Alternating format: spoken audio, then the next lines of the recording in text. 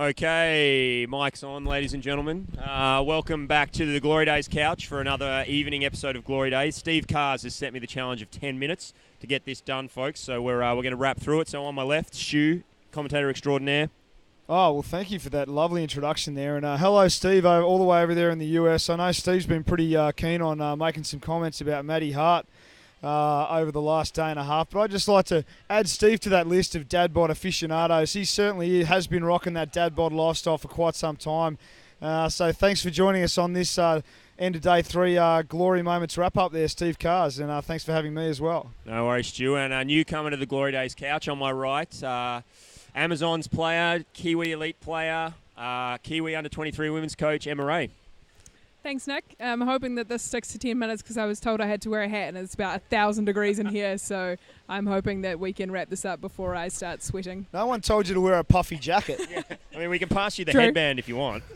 Oh, it's all right. I think I'll stick with the hat. And next to Emma here, of course, David Lambert, stalwart of the couch. Yeah, thanks. I'll swap your hats here, Em. This one's is hot as well, but you keep that puffy jacket on. Thanks, Nick. Good to be back. Okay, so let's get stuck into some games. I want to start with the Under-19 men's division. This morning, pretty big game, Stu. French getting over the Colombians 2-0. Yeah, they did a good job on the Colombians there, the Frenchies. Colombians obviously wouldn't be happy with that, Andreas being their coach. But look, the French played a strong game and they wore those Colombians down. Obviously a very close match, but the Frenchies would be happy with that. Yeah, no, I think definitely they're sitting clear there now with straight wins for them. I think one stat interesting for the French there, Emma and Dave, I know you're a big proponent of keeping an eye on who's in the water, but the French are leading the kickouts in the Under-19 men's division. They've had 13 kickouts for a total of 6 minutes, but it's just 2 players who are making up 10 of those 13 kickouts. Wow, I think that's something that their team's really going to need to focus on as we head towards the business end of this tournament. The more time you can spend with 6 players in the water, the better. Yeah, and David, it'd be interesting to see if that's a rule interpretation problem or if it's just eagerness or maybe they're just too aggressive players or what's causing that.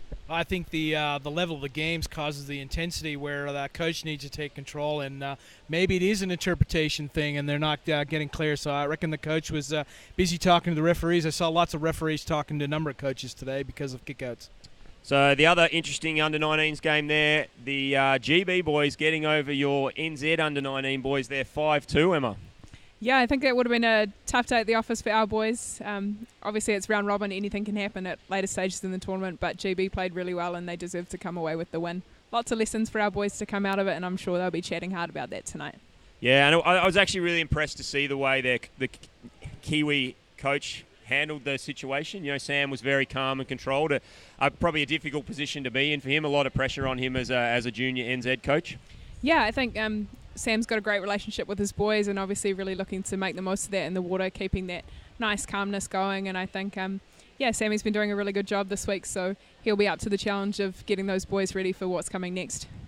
And how's the fund going for waxing Sam's chest, Stu? Hopefully healthy, actually. I mean, I only just created that fund today, and I'm hoping that there's a couple of bids we get online. But to bring you up to speed, Emma, Sam, a.k.a. The Potato, a.k.a. The Pelt Potato, a.k.a. Hairy Potato. Great nicknames. We're trying to get a fundraiser to get Sam waxed by the end of the comp. So, I don't know. That was just something that got generated while we commentated that game. But he did show some good leadership, and he had a lot of good lessons that those lads learned after that game. And, of course, always he could do with some more beards, Stu. He could do with a better beard, yeah. He's definitely dragging the chain. Andrew, the Canadian coach, is certainly leading the charge with a massive beard. So, Sam, you got some work to do. I got to stop getting distracted. Yeah, I know you're lying down, Stu, but some of us would also like to leave so we can lie down. Okay. Emma, you just sit there and sweat, okay? So let's go Under-19 women's. Great result for the NZ girls this morning, 2-1 over SA. Yeah, so the Kiwi girls have had a big day. game against South Africa, a repeat of the final at last World Champs for these two teams, and obviously a different result. Kiwi girls fighting hard and coming up with the 2-1 victory, which again they had a few players in the bin, so they'll be really proud of the grit that the rest of their team showed in there. Yeah, and Georgia Coughlin sitting clear atop there, 9 goals for the division, leading goal scorer. Yeah, she's a great little forward. She's back from the team that was there in Spain, really keen to gain that title that we came so close to last time but didn't quite make it. So she's really passionate, she's really hungry to be here, and great to see her on the scoreboard. Yeah, she's a good little player. I've been watching a couple of their games. And Dave, Australia, South Africa tonight, 1-1 draw, first draw of the tournament. Wow, and wasn't it an exciting game? The Australian supporters down here, the both end-to-end action. They had some kickouts, even kickouts, and it was a really exciting match to watch, Nick. That's going to be a close contest all the way through, and I look forward to some more action tomorrow. Yeah, and then in the under-23 men's, the French getting over GB 3-1. The French structures coming out on top, and NZ probably still very much looking like the composed and informed team there. It's going to be interesting to see the game when NZ come up against Turkey in the top of the table battle there. Just want to grab some stats out of the kick-out bin again here, and we talked about it earlier, but the Turkish team now from 5 games, 36 minutes in the sin bin. The next closest team in the other divisions is that French team I spoke about earlier with 16 minutes, so more than twice the amount of kickouts of any other division. The Argentinian team in the under-23 men's, 30 minutes of kickouts, and the South Africans, 21 minutes of kickouts. Of that Turkish 36 minutes, there's one player who's had 12 minutes already this tournament, which is more than most other teams have had as a total. So, interesting stats there for the kick-out bin. Very interesting. Very, very interesting there, Nick. All I can say is I hope those guys are going to do a fines night at the end of this competition, because that guy that's already spent 12 minutes in the bin is seriously going to be paying for that at the end of this, one way or the other. And like I said before, I really hope that the Turkish team can get their six players in the pool more often than not in the following games and show us what they've got to offer as the competition progresses. I think I saw a snippet of their game where they seemed to play most of it with 3, but I think they still came away with the win and with 3 players in the water all fighting hard. So if they could get 6 in there, I think that would be a force to be reckoned with. They must do a fair bit of training for that at home, I reckon, Dave. I think so, and I think they probably watched the tape from the GB South Africa game in South Africa. They watched the game they played when they're down to 2 players and took a lot of heart from that. So they must be training hard on that. But I think, again, I saw Simon Talbot working with the Turkish on the interpretation issue of it, and quite frankly, they got to fix that straight away if they're going to come up against New Zealand. It's quite interesting. We had a Turkish chief ref in our last game today, and I thought he was exceptional. He controlled the game really nicely from the sideline and went up and made sure that he knew that. So they've obviously got a lot of people there who are really familiar with the rules. Hopefully they can sort through those interpretation issues and see them through the rest of the week. Yeah, it's interesting. There's obviously a fair bit of aggression in the way they play, and obviously sometimes it's just being a little bit misdirected.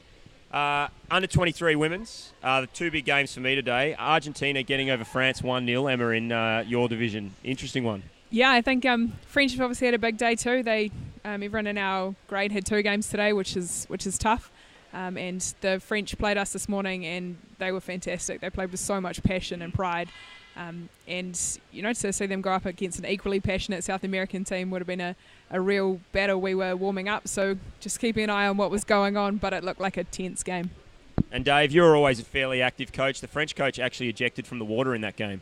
That was I'm not 100% sure. I didn't want to interfere with Chris because the chief referee saw something happening over there wasn't happy, and he asked the coach to leave the pool. Luckily, they had an assistant coach who stepped in to fill that role. But that's the way it is. You do something wrong in the bins, these referees aren't tolerating anything, and they're in control of the game, and they're trying to make it fair for everyone. So I hope he sorted that out and fixed it up for tomorrow. Yeah, as we were snoozing on the couch in the middle of the day there, I must say we need couches on the pool deck more often. They've been a good fixture over here. Probably the other big game, Stu, this morning, South Africa getting over the defending world champs Colombia 1-0. Yeah, in the women's under-23 division, exactly. A big upset. Interesting, the Colombians played very well against the Australian under-23 women in their game after that, but against South Africa, it was a very tight match, but kudos to the South Africans just pulling that 1-0 win against the current world champions. And I think it was 0-0 for most of the game. That goal must have been scored in the last minute because, again, we were in the game after and I had a quick peek over and thought, 0-0 with 1 minute to go.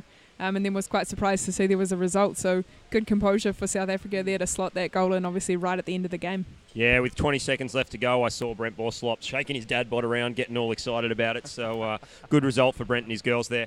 Okay, I want to go into some stats now. The GoFundMe.com/Hobart 2017. We're now sitting at $2,330 raised. The YouTube channel, 1,320 subscribers.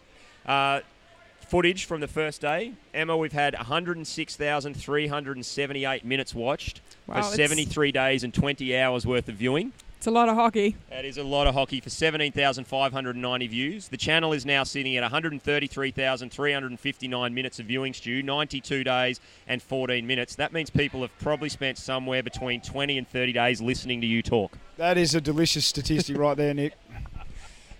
So that's 20,000 views nearly. The top 3 videos at the moment, game number 6, Argentina versus South Africa for 9,569 viewing minutes, 1,327 views. Glory Days, episode 3, 9,387 viewing minutes for 1,400 views. As expected. As expected, yep.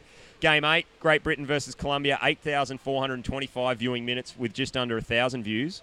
Our viewing audience, 20% Colombian, 17% Argentinian and 16% Australia. Where are the Kiwis there, Emma? Not sure, but obviously we need to learn some Spanish if those are our top 2 leading nations.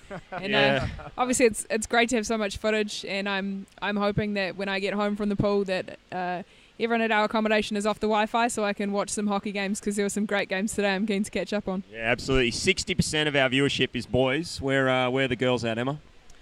I'm sure they're in there. They're just, probably all here playing or getting together to support rather than just being solo. Quietly solid. Yeah, Yeah, I maybe think they're so. using less computers. Yeah. Dave, Facebook this week, 153,289 engagements, a reach of 178,209 with 1,805 followers. My goodness, I if you can put that in how big it is in a court, I'm sure you'd fill this court over and over again. I have no idea. That's just sensational, Nick. Well done to your team and your social director there, Pat. He's been out there making sure everyone gets a share on there. And I learned today from Stuart over there we got to tag people, and that'll actually double it in a single thing. So I'm going to go home tonight and tag a lot of people, especially that guy sitting on the end with his bandana on. All right, well, I've definitely failed at the 10 minutes, but I think we've gotten through that in a pretty concise fashion. Stu, thanks for joining us on the couch. I think we're under 15 minutes. My pleasure, Nicholas. David, thanks again for joining us. Another big day of commentary tomorrow. Yeah, looking forward to today and for tomorrow. I look forward to that. And it's good to see we got some different people on it. 12 minutes, so we've lost it by 2 there, Emma. Emma, thanks for joining us on the couch. Who have you got with your girls tomorrow? So we're up against Canada tomorrow in the middle of the day, so we hit them about 12 and hoping to come out firing. Yeah, excellent. They've been a good presence around having the 4 Canadian teams here this year is really great. You got a message for all the Kiwi fans back at home? I'll just keep the support flowing. They've been having a few viewing parties with people wearing crazy hats, so keep those photos coming, support. The teams really love it, so just keep it up. Yeah, I did see a great photo of Rob Tinkler camped out under a Kiwi flag wearing a Great Britain hat. Not really sure who to support today with obviously him having coached those under-19 boys. Yeah, a little bit of the foot in each camp, so not quite sure how we feel about the result, but he's probably happy and sad at the same time and excited for the next matchup. Well, thanks for joining us, Emma. And that's all from the Glory Days couch today. We'll see you tomorrow morning for some glory moments as we look through the day's games, Stu. And until tomorrow, thanks for watching. Glory days. Thanks, guys. Glory days.